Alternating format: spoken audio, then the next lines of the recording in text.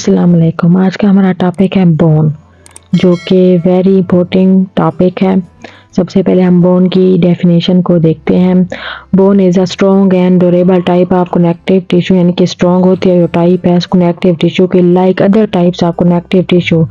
The bone also consist of cells and intracellular substance और matrix, यानी कि और जो टाइप्स है ना वो ये चीज़ें कंसिस्ट नहीं करती जो कि बोन करती है, जिसमें आ जाता है सेलुलर सबस्टांस और matrix. The matrix of bone has the special, जो कि स्पेशल होती है, property of being rigid because it impregnated with mineral salt, mainly calcium phosphate। Mineral salt और कैल्शियम फास्फेट इसके अंदर होते हैं। Hence the chief physical properties of the bone tissue it toughness and hardness, यानी कि toughness और hardness इसका main physical function है।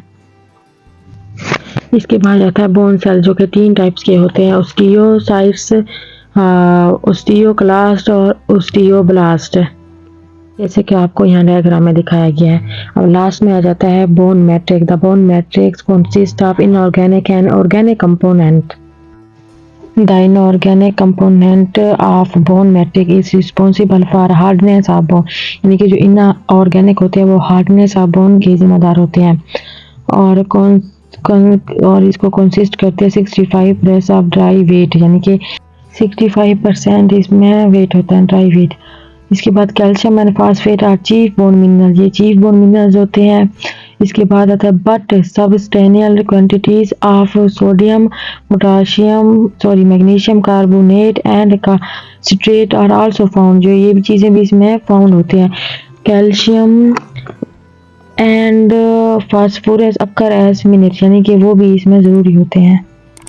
इसके बाद आता है टाइप्स ऑफ बोन। 2 टाइप्स होते हैं, कंपैक्ट बोन और स्पॉन्जी बोन। कंपैक्ट बोन होती है पेयर डेंस एरियाज, यानी कि ये डेंस एरियाज में पेयर होती है विदाउट कैविटीज। नेक्स्ट आ जाता है स्पॉन्जी बोन, जो कि फॉर्म ऑफ सिलेंडर होती है और न्यूमरस इंटरकनेक्टिंग कैविटीज में पाई जाती हैं। इसके बाद आ जाता है inner long bone. The end are composed of spongy bones covered by a thin shell, यानी कि स्पॉन्जी बोन का जो एंड है वो थिन लेयर के साथ कवर्ड होता है।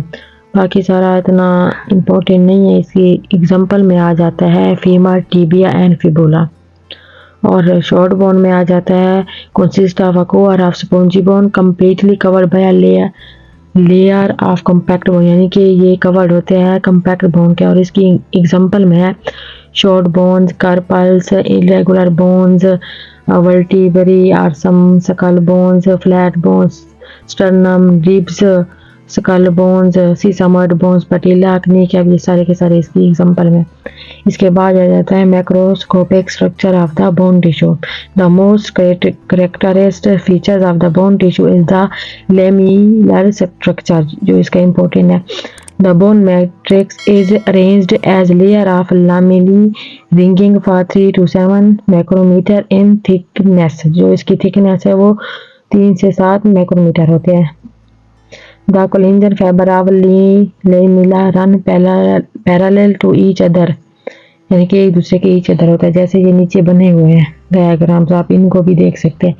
ये देखिए लामेली स्ट्रक्चर बना हुआ है, ओस्टियोब्लास्ट, ओस्टियोसाइस्ट, ओस्टियोक्लास्ट, ये सारे बने हुए हैं। कंपैक्ट बोन भी। अब नीचे लास्ट में आ जाता है function of bones. Bones have a variety of function, यानी कि इसकी बहुत सारी वैरायटी है। Provide the framework of body, यानी कि ये बॉडी को फ्रेमवर्क प्रोवाइड करता है। गिव अटैचमेंट टू मसल, यानी कि मसल के साथ अटैच होता है, और टेंडन्स के साथ भी हैं जो कि लिगामेंट्स होते हैं। Permit movement of the body की मूवमेंट कराता है। होल पार्ट्स ऑफ बॉडी के तौर पर।